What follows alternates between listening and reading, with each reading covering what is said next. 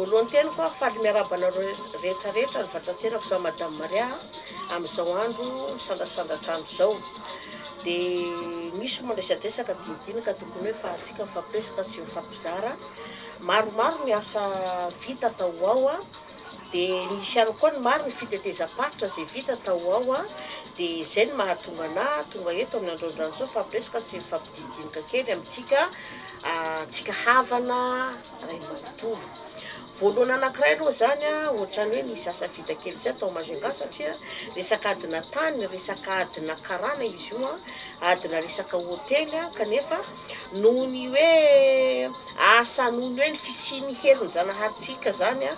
dia vita tsakany sy vitandavany ihany koa zay asa zay natao zay satria resaka fananana lasan'olona le izy. Nefa lasan'olona le izy le tompony tena tsy afaka tafiditra tanteraka anatin'ny toerana misy anazy io, fa raha vao tafiditra be dia be ny zavatra misy, zavatra miseho amin'ilay olona. Fa noho ny fahafantaran'ireo ny laharana taribiny Madame Maria zany nalain'ireo tany moa tsika zany nanao an'ilay asa, na nombotra tanteraka le fanafody rehetra ray manontolo sy namona ny ody rehetra ray manontolo, ary nampitsangana nampijoro tanteraka ny oranga io amin'ny toerana misy anazy, ary isaorana an'Andriamanitra sy ny razana fa tafaverina soma tsara amin'ny toerana misy anazy oranga io amin'izao tsika miteny zao, sady salama tsara no tafaverina aminazy ny fananana.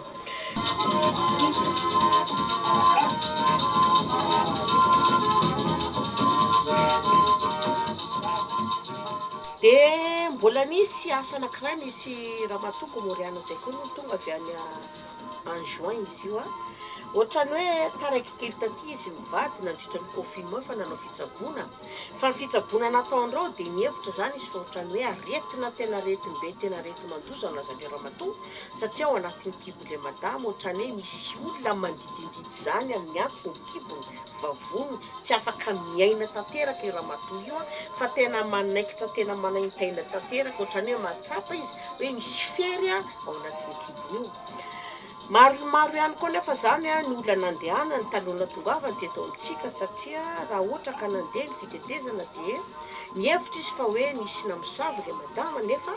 noho ny tonga teto amintsika ihany koa izy noho ny fahitana manokana zay any Madame Maria no nahitana fa tsy aretina nahazo anazy fa misy zavatra mipetraka ilay madama, ary mbola tsy nino an'izay resaka zay izy fa nataony fitsapahana ray manontolo fa nianjaka tanteraka i ramatoa io, ary zavatra gasy avy any Majunga nianjaka tamin'ilay ramadama zay rao vao nino sy nino tanteraka hoe tena mafy anao madama, zay ny fipetraka ny zavatra io. Safia tsy voatery hoe aretina zany ho tonga eto Madame Maria, fa na no ny fahatsapana ihany koa misy fiainan'olona mifehy voafatotra ny herin'ireo zavatra reo maro ny olona tsy mahita mazava, maro ny tsy mahita, tsy fantany hoe inona moa ny zavatra tena miseho amin'ny vatanterany fa noho ny fa tonga eto izy anjarantsika amin'ny fahitana manokana, na amin'ny alalan'ny karatra zany na amin'ny alalan'ny hoe zavatra ny fijerevan'ny Madame Maria mitokana amin'ny ahafantarana hoe zao ny mahazo anao, zao aloha mahazo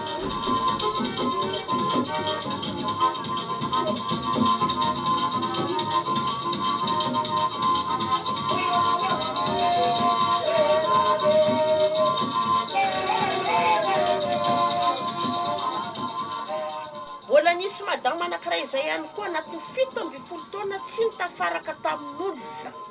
17 taona ela zany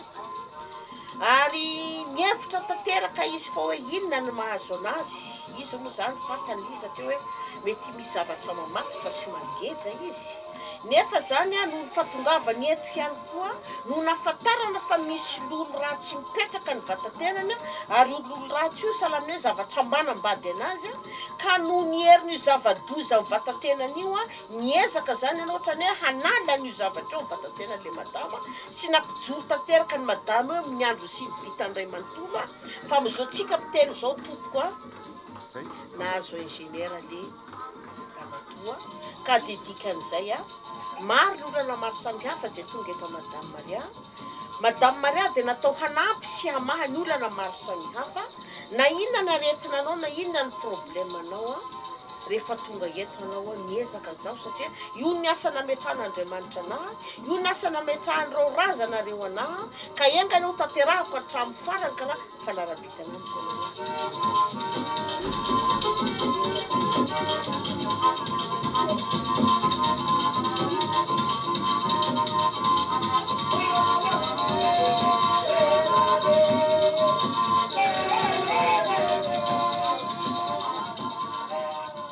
dia manao fanentanana kely zaho ho an'ny vahoaka maro,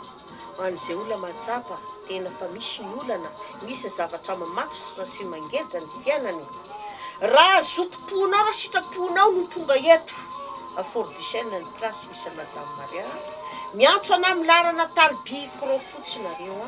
dia hitanareo amin'ny toerana misy anahy.